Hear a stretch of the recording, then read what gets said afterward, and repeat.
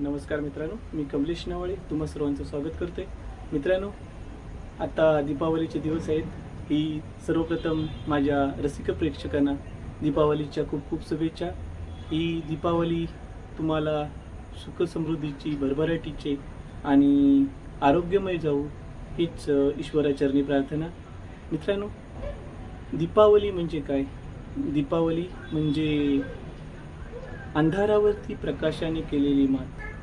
दीपावली म्हणजे अज्ञानावरती ज्ञानाने केलेली मात. दीपावली म्हणजे वाईटावरती चांगल्याने केलेली मात. मित्रांनो, दीपावली ही आपल्या आयुष्यात महत्त्वाची आहे. दीपावलीसारखे सण आपल्या देशात तसेच देशाच्या अर्थव्यवस्थेच्या दृष्टीने खूप महत्त्वाचे आहेत. दीपावली आपल्या आयुष्यात आनंद घेऊन येतोच, तसेच अगदी गरिबापासून ते श्रीमंतापर्यंत सर्व लोकांच्या आयुष्यात भरभराटी आणण्याचा प्रयत्न करत असते. मित्रांनो, दीपावलीसारखे सण आपल्या अर्थव्यवस्थेला बळकटी देत असतात.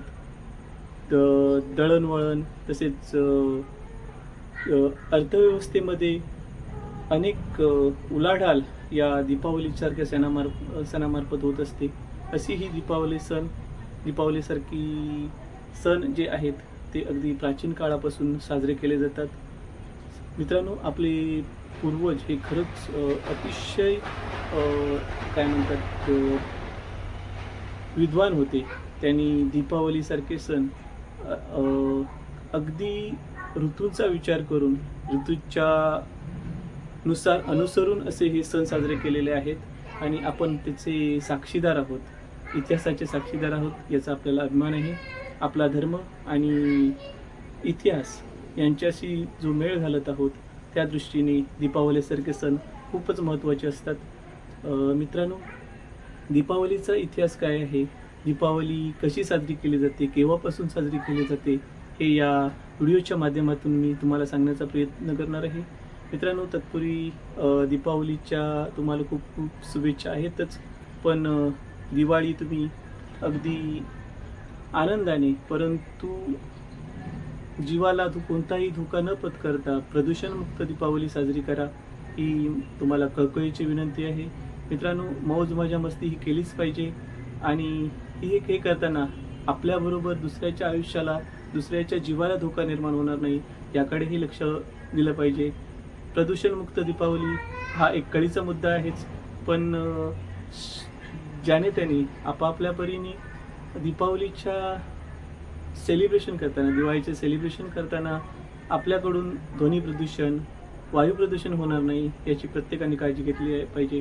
आता जी लहान मुले आहेत त्यांनी फटाके लावले पाहिजेतच, पण फटाके जास्त का वाजवू नये, त्यांचे दुष्परिणाम काय असतात हे अगदी लहान मुलांनाही आपण समजावून सांगणे गरजेचं आहे.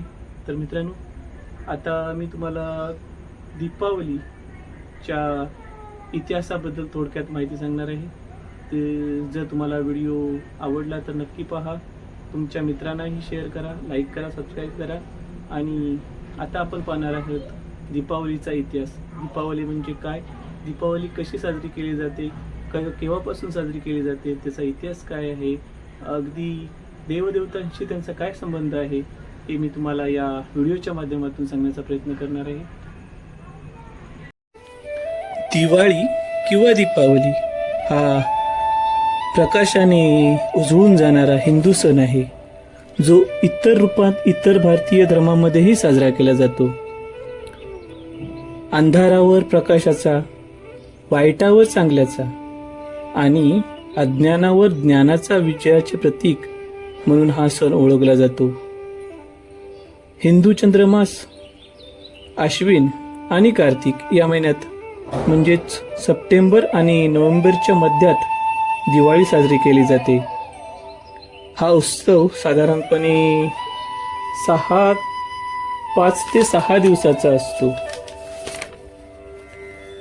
विविध धार्मिक कार्यक्रम, देवता आणि व्यक्तिमत्वाशी दिवाळी जोडली आहे. जसे राक्षस म्हणजेच रावणाचा पराभव करून राम आपली पत्नी आणि भाऊ यांच्यासह अयोध्येत परतली. समृद्धीची देवी लक्ष्मी बुद्धीची देवता श्री गणराज, तसेच विष्णू, कृष्ण, दुर्गा, शिव, काली, हनुमान, कुबेर, यम, यमी, धन्वंतरी किंवा विश्वकर्मा यांसारख्या देवतांशी हा सण जोडलेला आहे. प्रामुख्याने हिंदू सण असला तरी दिवाळी विविध प्रकारे इतर धर्मातील लोकही साजरे करतात. जैन लोक त्यांच्या स्वतःची दिवाळी पाळतात, जी महावीरांच्या अंतिम मुक्तीचे प्रतीक आहे. मुघल तुरुंगातून गुरु हरगोबिंद यांची सुटका झाल्याबद्दल शीख लोक बंदीछोर दिवस साजरा करतात. पूर्व भारतात आणि बांगलादेशातील हिंदू सामान्यतः देवी कालीची पूजा करून दिवाळी साजरी करतात. या उत्सवाच्या दरम्यान लोक त्यांची घरे, मंदिर आणि कार्ये दिवे, कंदिलांनी प्रकाशित करतात. हिंदू उत्सवाच्या प्रत्येक दिवशी पहाटे उठणे आणि तेलाने स्नान करतात. फटाके आणि रांगोळी यासाठी देखील हा सण ओळखला जातो. मेजवानी, मिठाई हा या सणाचा मुख्य भाग आहे. केवळ कुटुंबासाठी नव्हे तर समाजातील प्रत्येक घटकासाठी, विशेषतः शहरी भागात दिवाळी म्हणजेच वर्षातून एकत्र येण्याचा सण आहे. हिंदू, शीख आणि जैन लोकांसाठी दिवाळी हा एक सांस्कृतिक कार्यक्रम आहे. दिवाळीच्या सणाचा मुख्य दिवस लक्ष्मीपूजन असा आहे. आपण आता प्राचीन म्हणजेच दिवाळीचा इतिहास काय आहे ते थोडक्यात जाणण्याचा प्रयत्न करूया. उपलब्ध पुराव्यानुसार दिवाळी हा सण किमान 3000 वर्ष जुना आहे. या सणाचा उगम फार प्राचीन काळी आर्यांचे वास्तव उत्तर ध्रुव प्रदेशात होते त्या काळातच झाला असं समजलं आहे. तथापि वैदिक काळात अश्विन महिन्यात शरद ऋतूचे औचित्य साधून आश्वयुजी किंवा आग्रयण यासारखे यज्ञ केले जात असत, ज्यांचा समावेश 7 पाकयज्ञामध्ये होतो. परंतु या धार्मिक आचारात दिवाळीचे प्राचीन संदर्भ अनेक ठिकाणी सापडतात. असे नेमके म्हणता येत नाही की दिवाळी कधी आहे, कधी सुरू झाली. हे B.K. गुप्ते यांनी आपल्या फोक लोकर ऑफ दिवाळी या पुस्तकात मांडले आहे. काही लोकांची अशी श्रद्धा आहे की 14 वर्षाचा वनवास संपवून प्रभू श्री रामचंद्र सीतेसह अयोध्येला परतले.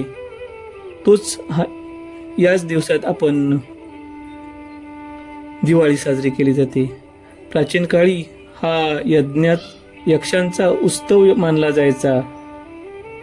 अंधार दूर करून प्रकाश निर्माण करणारा दीप मांगल्याचे प्रतीक मानले जाते.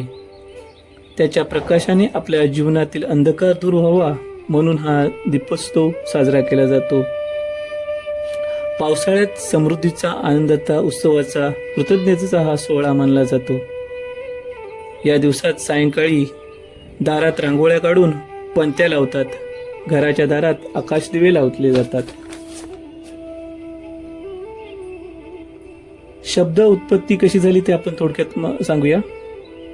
दिवाळी हा सण दीपावली असेही देखील म्हटले जाते. दीपावली या शब्दाची उत्पत्ती संस्कृत मधील 2 शब्दाच्या उच्चाराने झाली. दीप म्हणजे दिवा आणि आवली म्हणजे ओळ. यांचा संपूर्ण अर्थ पाहिला तर दिव्यांची एका ओळीने केलेली रचना अर्थात दिवाळी. काही जण दीपवाळी असेही देखील म्हणतात, पण शुद्ध शब्द हा दीपावली आहे. वेगवेगळ्या शब्द प्रयोगानुसार त्याचा उच्चार बदलतो, पण अर्थ एकच आहे. दीपावलीचे मूळ नाव यक्षरात्री असे होते. हे हेमचंद्राने नोंदवले आहे. तसेच वाचता येण्याच्या कामसूत्रातही हेच नाव नोंदवले आहे. आता दीपावलीचे विविध दिवस कशा प्रकारे साजरे केले जातात ते आपण थोडक्यात जाणून घेऊया. वसुबारस. अश्विन कृष्ण द्वादशीस आपण वसुबारस हा दिन साजरा केला जातो. वसुबारस याचा अर्थ वसु म्हणजे द्रव्य आणि त्यासाठी असलेली बारस म्हणजे द्वादशी. या दिवसाला गोवस्त द्वादशी असेही म्हणतात. भारताची संस्कृती कृषीप्रधान असल्याने या दिवसाचे महत्त्व विशेष आहे. या दिवशी संध्याकाळी गायीची पाडसासह पूजा करतात. घरात लक्ष्मीचे आगमन व्हावे या हेतूने या सवस्त धेनूची पूजा करण्याची पद्धत आहे. ज्यांच्या घरी गुरे वासरे आहेत त्यांच्याकडसाठी हा पूर्णाचा स्वयंपाक असणारा दिवस आहे. दुसरा दिवस म्हणजे धनत्रयोदशी. आश्विन शुद्ध त्रयोदशीस धनत्रयोदशी हा सण साजरा केला जातो. धनत्रयोदशी या सणामागे एक मनोवेधक कथा आहे. कथित भविष्यवाणीप्रमाणे हेमाराजाचा पुत्र आपल्या 16व्या वर्षी मृत्युमुखी पडणार असतो. आपल्या पुत्राने जीवनाचे सर्व सुखे उपभोगावीत म्हणून राजा व राणी त्याचे लग्न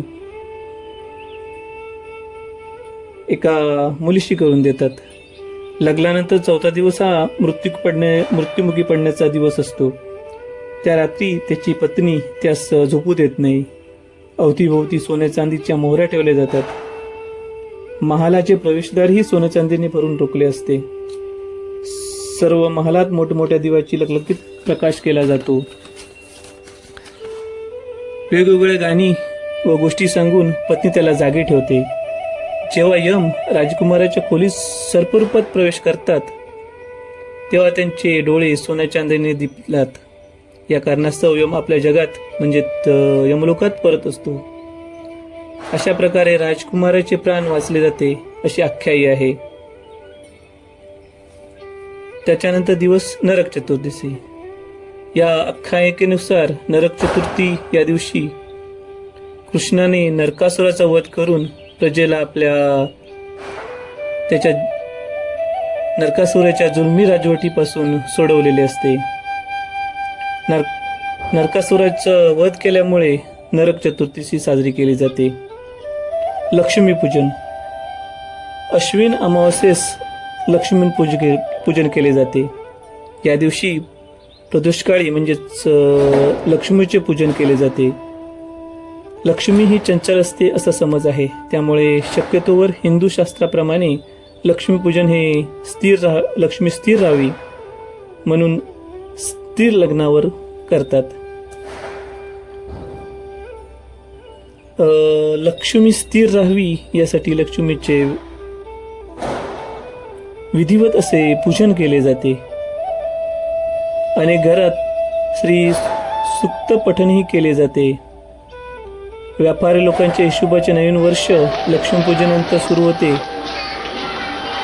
त्या दिवशी सर्व अभ्यंग स्नान करतात. पाटावर रांगोळी काढून तांदूळ ठेवतात. त्यावर वाटी किंवा तबक ठेवतात. त्यात सोन्याचे दागिने चांदीचा रुपया दागिने ठेवून त्याची पूजा करतात. महाराष्ट्रात लक्ष्मीपूजनाचे बेड बत्तासे साळीच्या लाह्या नैवेद्य दाखवण्याची पद्धत आहे. हा दिवस व्यापारी लोक फार उत्साहात साजरा करतात. त्या दिवशी लोक स्वच्छता राहण्यासाठी नवीन केरसुनी विकत घेतात.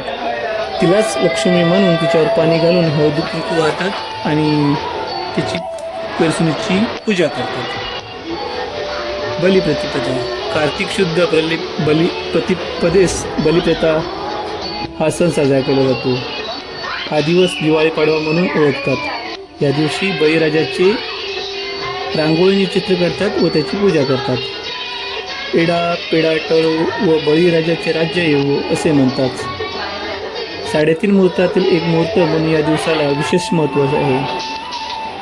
शेतकरी पहाटे स्नान करून डोक्यावर घोंगडी घेतात व एका मडक्यात कणकेचा पेटता दिवा घेऊन शेतात जातात व ते मडके शेताच्या बांधावर खड्डा करून पुरतात. अशा प्रकारे बलिप्रतिपदेचा दिन साजरा केला जातो. गोवर्धन पूजा. मथुरेकडील लोक बलिप्रतिपदेच्या दिवशी सकाळी गोवर्धन पर्वताची पूजा करतात. ते ज्यांना शक्य नसेल ते गोवर्धनाची प्रतिकृती करून त्यांची पूजा करतात. अन्नकूट म्हणजे वास्तवात गोवर्धनाची पूजा होय. प्राचीन काळी हा उत्सव इंद्राप्रीत्यर्थ होत असे, पण वैष्णव संप्रदाय बलवान झाल्यावर इंद्रपूजेचे रूपांतर गोवर्धन पूजेत झाले. भाऊबीज. कार्तिक शुद्ध द्वितीयेस भाऊबीज हा सण साजरा केला जातो. या दिवशी यम आपले बहीण यमी हिच्या घरी जेवायला गेला म्हणून या दिवसाला यमद्वितीया असेही नाव मिळाले. बंधू भगिनीच्या प्रेमसंवर्धनाचा दिवस हा या दिवशी साजरा केला जातो. या दिवशी बहिणीच्या घरी गोडधोड भोजन करतो आणि सायंकाळी चंद्राची कोर दिसल्यानंतर बहीण प्रथम चंद्रकोरीस व नंतर भावाला ओवाळते.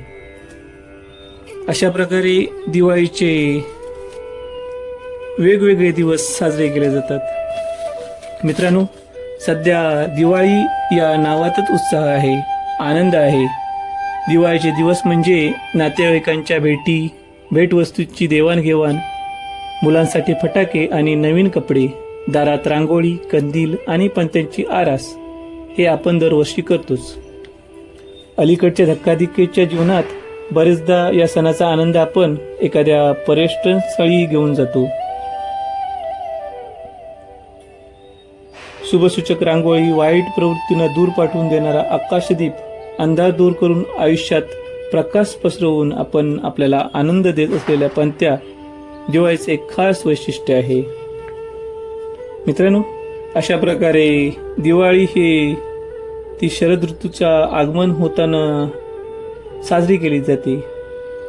आपली भारतीय संस्कृती ही शेतीवर आधारित असल्याने शारदीय नवरात्र आणि दसरा संपला की पाठोपाठ कोजागरीची रात्र पूर्ण चंद्रबिंब घेऊन येते. आटवलेल्या केशरी दिवसा आपण रात्र जागवतो. या दिवशी रात्री देवीची पूजा केली जाते. अशा प्रकारे दिवाळीच्या सणा अगोदर ही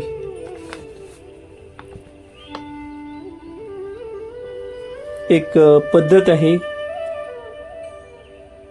त्यामुळे मुबलक असलेले धान्य, शरद ऋतूचा आल्हाद असताना दोन्ही एकत्र आनंद घेण्यासाठी दिवाळी हा सण साजरा केला जातो. अशा प्रकारे मित्रांनो, मी माझ्या पद्धतीने माझ्याकडे जी काही माहिती होती ती तुम्हाला सांगण्याचा प्रयत्न केला आहे. जर तुम्हाला माहिती आवडली तर नक्की लाईक करा, शेअर करा, सबस्क्राईब करा. धन्यवाद.